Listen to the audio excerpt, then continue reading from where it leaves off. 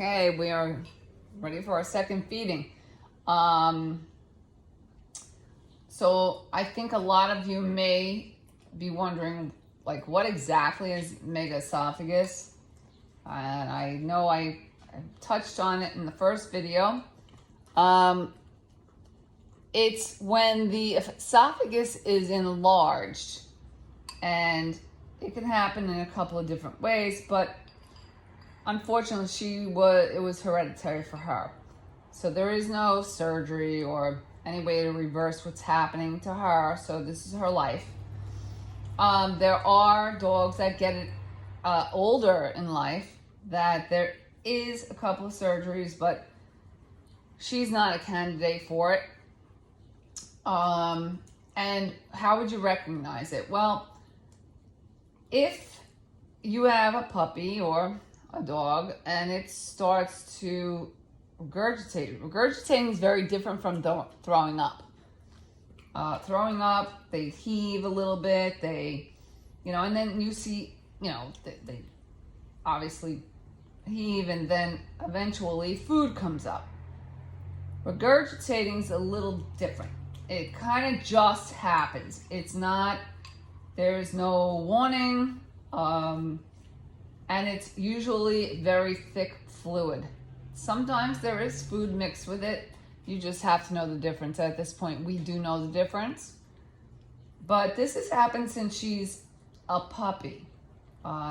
She used to eat regular food. She used to have kibbles, puppy kibbles, and drank water regularly.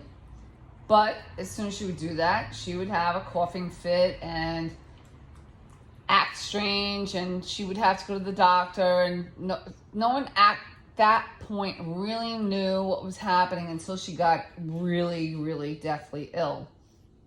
And she had to be hospitalized. They took x-rays and that's of her lungs, and that's when they saw the esophagus was enlarged.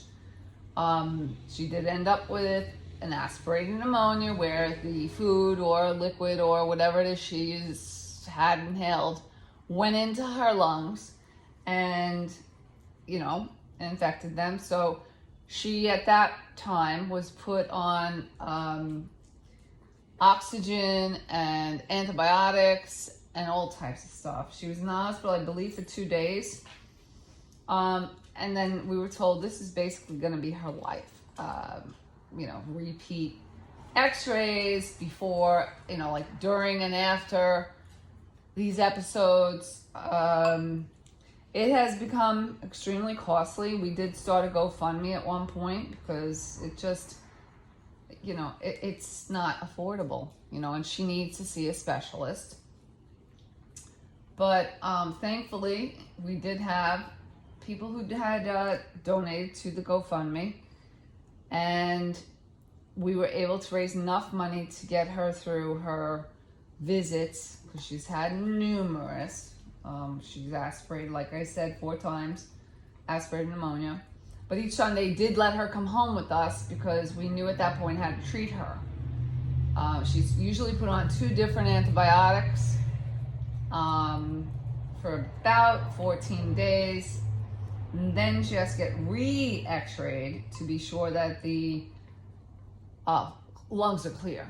So she, knock on wood, hasn't had to go to the doctor in over, it's about 2 months now. Like I said, it's about adjusting her eating habits and seeing what works for her or your dog. This is working. I recently added the 100% pure pumpkin puree. Do not get the pie filling mix. Make sure it says 100% pumpkin puree or pumpkin. Otherwise, it's not good for them. That has really balanced out her body. It helps the intestines to move a little bit better, doesn't back up. She used to have really, really, really bad breath. That was because this food sat in the esophagus and couldn't go down to the stomach, again, causing acid reflux, and then she would regurgitate, and then she would aspirate. So with all the different things we're doing, with the Viagra, which helps the muscle of the esophagus, it strengthens it to actually be able to swallow and push the food down to the stomach. The fiber in the pumpkin to help the intestines, and also adds, balances the intestines, and also adds some fluid to the body. And the anti-acid, which is a medication that she takes only at night. She has been doing really, really great. She does have episodes, I'm not gonna lie. She woke up the other morning coughing. She regurgitated a little bit. Again, we have to keep a really close eye on her when that happens, but immediately after that happens, we sit her up, put her in her chair, put her collar on. She does sleep with the neck pillow on all the time. That's a religious thing, because at night she likes to lay upside down. She lays on her back. She just takes up the bed as little as she is. But with the neck pillow on, she could still do those things, but it keeps her neck upright, so she doesn't have as many episodes. So, we did have to follow her for a couple of days just recently, and thankfully it did pass, and she did not aspirate. And here we are today. She's doing great. There are many stories of, success, and there are many really dreadful stories of dogs not living a very long life, and I pray she's not one of those dogs. She's really hungry right now. But, I will go into detail about because people have this also. So this is just not a dog disorder or disease. This is a problem that even people have. And believe it or not, her breed, Dachshunds, normally are not the dogs to get this. Normally, it would be like a German Shepherd. There are breeds that get this, that it's more susceptible to be getting. And she's not one of them. So that's the, kind of weird part of it. But, I wouldn't trade her for the world. I would never let them put her down. For whatever reason, God gave her to us because he knew we'd take care of her and take care of her needs. And that's what we're doing. And I wouldn't trade for the world. She is the most loving, cutest little thing ever. And other than this part of her life, her feeding habits, she's normal. I mean, she'll run around, and if she starts to cough, I have to pick her right up, put her in her. Okay, that's it. This is where Harley gets to lick the spoon. Watch. There you go. Okay, you happy? Oh my gosh. Yeah.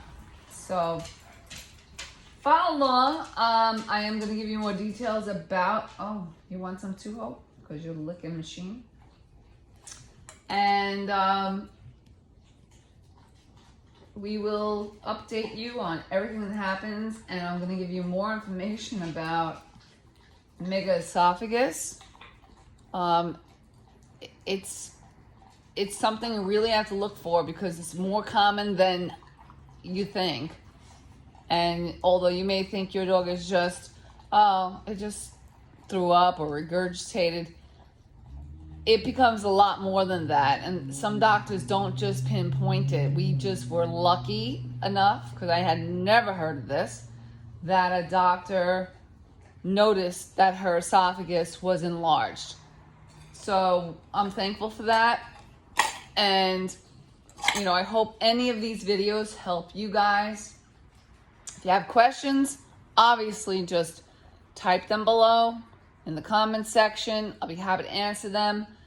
You know, that's what we're here for. And I think that's the beauty of YouTube, is that we could share our experiences and, you know, what life throws at us. And hopefully this video, along with the rest of them, will help you guys if you come across a dog that has Megaesophagus. So let me go. I have to burp her, and then she has to sit for her 40 minutes. She's probably like, no, I have to sit for only 37. You've been speaking for 3. So I will see you guys in a bit. Bye.